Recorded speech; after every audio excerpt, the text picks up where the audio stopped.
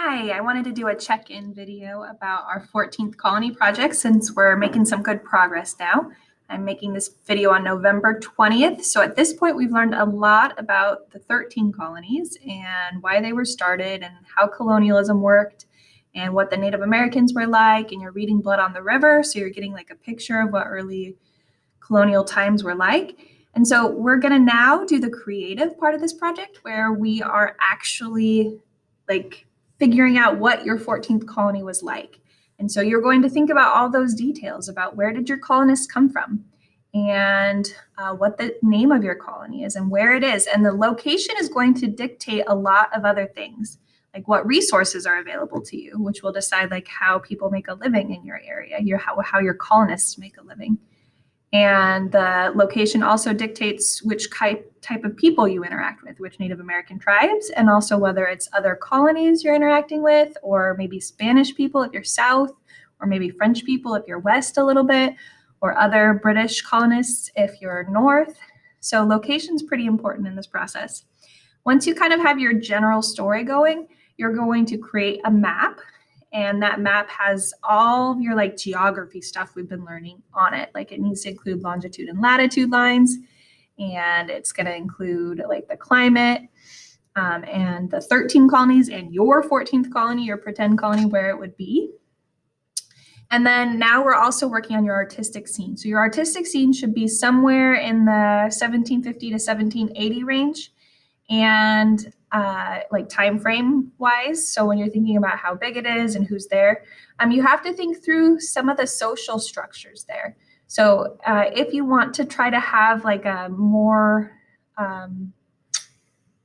let's say equality-based society than was normal in the colonies, you can do that because there were people back then who like didn't believe in slavery, who thought slavery was wrong.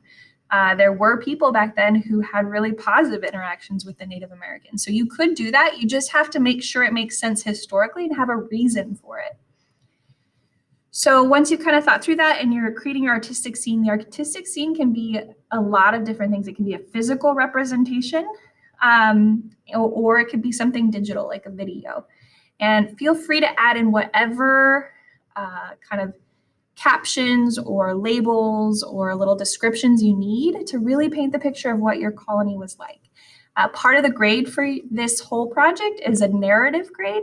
So it's for you to tell the story of your made up colony. It just has to be like historical kind of narrative, a historical fiction. A couple of resources for you I just wanted to point out. These project slides here. So far, there are only 3 slides on here. We will add more, especially when we get to the Revolutionary War after Thanksgiving. And so you will be able to add slides here later. This is going to be like where you collect any slides we create. So for now, though, there's just the naming the colony and like where your name came from. There's like figuring out where it's at, because like I said, that dictates so much. And then your origin story. Who are your colonists? And then later we'll add to that.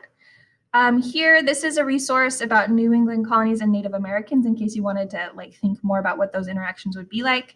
This is the 14th colony project information. So remember, there's 4 parts that all kind of complement each other for this project. First, the map that I talked about, the artistic scene, and then don't worry about the artifacts until we do the assignments on artifacts, but we'll be creating a writing piece and then finding or creating 2 other pieces that could have come from your actual colony. And then the last part is your Swift synopsis, where we kind of bring it all together in a way that other people can understand. So you're going to share it with peers, and then we're going to have some slides or a video available for other people to look at too.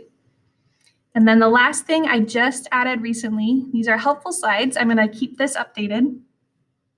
And so all of the assignments we've done about colonialism are now housed here on this slide deck. So it's got all of these here. So information about our project, some of the questions we were asking, what the other colonies were named. So if you need a little bit of inspiration, here's some examples of your artistic scene and some pictures of what it might look like. And don't forget, Blood on the River really helps us know.